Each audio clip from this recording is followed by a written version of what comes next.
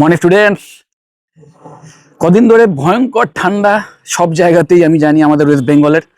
এবং বেশ কয়েক বছর পরেই বোধহয় এতটা ঠান্ডা পড়লো। যাই হোক, তো আশা করি তোমরা এই সময় দিনের বেলায় যখনই রোদ্দুর ওঠে কিছুটা সময় হলেও রোদ্দুর গায়ে লাগাও। তো এই যে রোদ্দুর গায়ে লাগানো যে ব্যাপারটা না, এটাকে কিন্তু এই শুধু শীতকালীন ভাবে রাখলে হবে না যে অনলি এই শীতকালে রোদ্দুরটা লাগছে, বেশ ভালো লাগছে সেই জন্যই রোদ্দুর লাগাচ্ছি, সেটা করলে কিন্তু হবে না।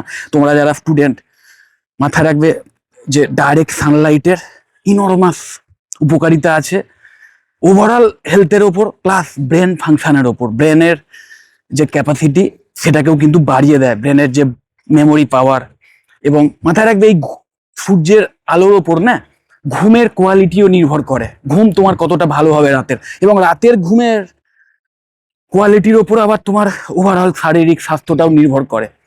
তো কিভাবে ফাংশন করে ব্যাপারটা বোঝার চেষ্টা করো। যে এই যে ডাইরেক্ট সানলাইট আমরা গায়ে লাগাচ্ছি, তার মাধ্যম দিয়ে আমরা যেটা নর্মালি জানি যে সানলাইট ডাইরেক্ট আসা মানে ভিটামিন ডি শরীরে আসছে। অবশ্যই এটা একটা দুর্দান্ত ভালো উপকারিতা সানলাইটের, কিন্তু তার সাথে সাথে এই সানলাইটের আরো একটা এক্সট্রা উপকারিতা আছে, যেটা কিনা রিসেন্ট বিভিন্ন ফাইন্ডিংসে উঠে এসছে, বিভিন্ন রিসার্চ ওয়ার্কে উঠে এসছে। সেটা হচ্ছে এই সানলাইটের মধ্যে ইনফ্রারেড রে রয়েছে। যে ইনফ্রারেড আমাদের শরীরের ডাইরেক্ট যখন লাগে না, আমাদের শরীরে প্রবেশ করে, আমাদের শরীরের গায়ে যখন লাগে, বিশেষ করে শরীরের যে সমস্ত জায়গাগুলো ন্যাকেড থাকে, ইনফ্রারেড যেহেতু শরীর ভেদ করে চলে যেতে পারে, তো এই ইনফ্রারেড যে ডাইরেক্ট শরীরে লাগছে আমাদের, এর ফলে শরীরের ভেতরে যে সেল, সেই সেলের মধ্যে নিশ্চয়ই জানো যে পাওয়ার হাউস রয়েছে, সেই মাইটোকন্ড্রিয়া, তাকে না কাইন্ড অফ বলতে পারো চার্জ করে দেয় বা রিচার্জ করে দেয়।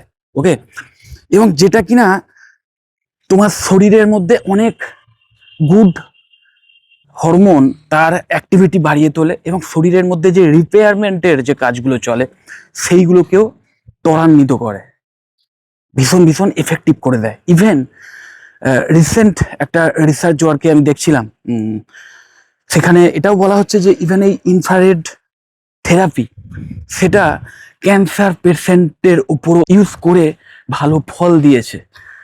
এমনও দেখা গেছে যে একদম ফাইনাল স্টেজে আসা ক্যান্সার পেশেন্ট ডাইরেক্ট ইনফ্রারেডের আন্ডারে এসে কাইন্ড অফ অনেকটাই বেটার হয়ে গেছে। এবং তার মধ্যে যে ইমিউনিটি পাওয়ার, শরীরের মধ্যে যে ইমিউনিটি পাওয়ার, কারণ ক্যান্সার পেশেন্টদের নর্মালি যে কেমোথেরাপি দেওয়া হয় তার একটা ভয়ঙ্কর সাইড এফেক্ট হচ্ছে এটাই যে শরীরের ইমিউনিটি পাওয়ারটা নষ্ট হয়ে যায়।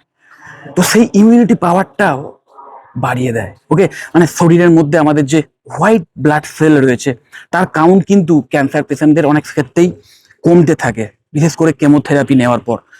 তো সেই জিনিসটা আবার রিভার্স করে দেয়, মানে হোয়াইট ব্লাড সেল বাড়িয়ে দেয়। তো বুঝতেই পারছো কতটা উপকারী ব্যাপার, উপকারী জিনিস। সো এটাও ফাইন্ডিংসে দেখা গেছে যে ডিউরিং করোনা আউটব্রেক, যে কোভিড যে সিচুয়েশনটা ছিল, সেই সময়তেও দেখা গেছে যে যে সমস্ত লোকজন রেগুলার ডাইরেক্ট সানলাইটে বেশ দীর্ঘক্ষণ ছিল, মানে ডাইরেক্ট সানলাইটের এক্সপোজারে ছিল, তাদের কিন্তু ইমিউনিটি পাওয়ারটা অনেক বেটার ছিল, যে কারণে কোভিডের ফলে যে মৃত্যু সেটার হারও কিন্তু ওই সমস্ত লোকজনদের অনেক কম ছিল। সেই পেশেন্টদের দেখা গেছে যে তারা কোভিডে আক্রান্ত হয়েও খুব তাড়াতাড়ি রিকভারি করেছে, মানে সোজা কথায় তাদের শরীরের যে ইমিউনিটি পাওয়ারটা অনেক বেটার ছিল।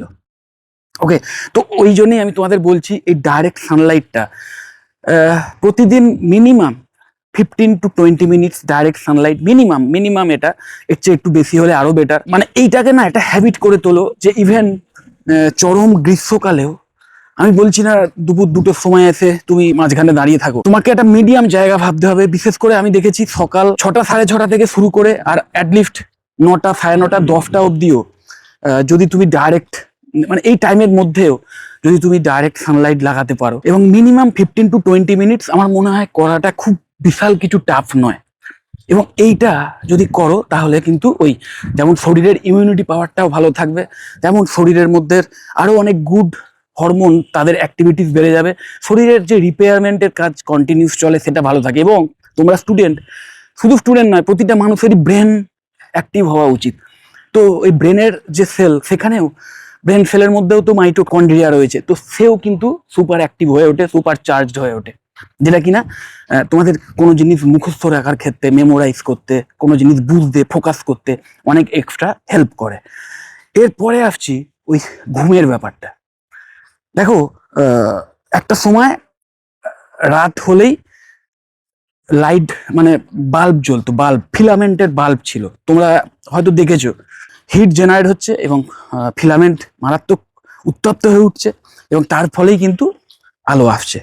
এর ফলে এই যে লাইট না, এখানে এই লাইটের মধ্যে ব্লু লাইটের পরিমাণটা কম থাকে, অনেকটাই কম থাকে, কারণ খুব একটা মানে ওর যে লাইটের যে স্পেকট্রাম, নিশ্চয়ই জানো প্রতিটা লাইটের স্পেকট্রাম থাকে, তো সেই লাইটের যে স্পেকট্রাম সেটা কন্টিনিউয়াস বলতে পারো, মানে সেখানে আর এবং সেখানে বিশেষ করে টাংস্টেনের যে লাইট, সেটার যে স্পেকট্রাম, সেখানে কিন্তু ইয়েলো, অরেঞ্জ, রেড এদেরই প্রাদুর্ভাব বেশি, ব্লু লাইট আছে খুব অল্প।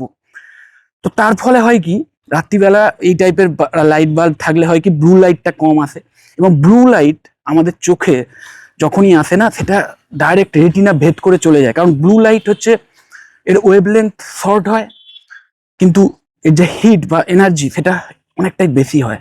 শর্ট ওয়েভলেন্থ মানে এনার্জি বেশি হবে, স্বাভাবিক ব্যাপার, নর্মাল নিয়মেই হয়। তো যে কারণে রেটিনার ওপর অনেক বেশি প্রভাব ফেলে এই ব্লু লাইট।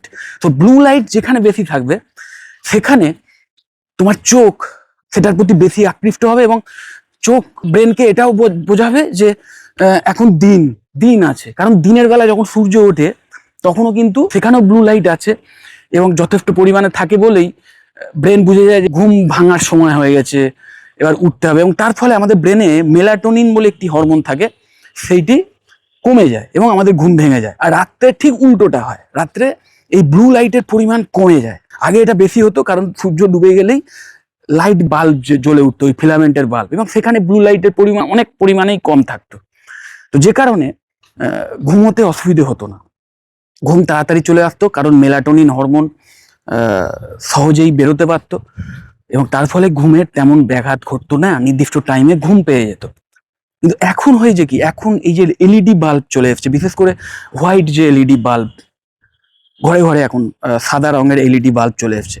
এবার এর যে সিস্টেম, এখানে কিন্তু বেসিক্যালি খুব পাওয়ারফুল একটি ব্লু লাইট থাকে, একটি ব্লু লাইট, সে ফসফরাসের উপর, মানে ওই বাল্বের ভেতরই ব্লু লাইট এবং ফসফরাস থাকে, এবং সেই ব্লু লাইটটা ফসফরাসে গিয়ে সেই ব্লু এর কিছুটা অংশ কনভার্ট হয়ে ওই ইয়েলোতে পরিণত হয়, এবং ইয়েলো মানে তোমরা নিশ্চয়ই জানো রেড অ্যান্ড গ্রিন, এবং তার ফলে হয় কি, রেড, গ্রিন আর ওইদিকে ব্লু তো হয়েই আছে, তিনটে মিলিয়ে হোয়াইট হয়ে আমাদের চোখে আসে।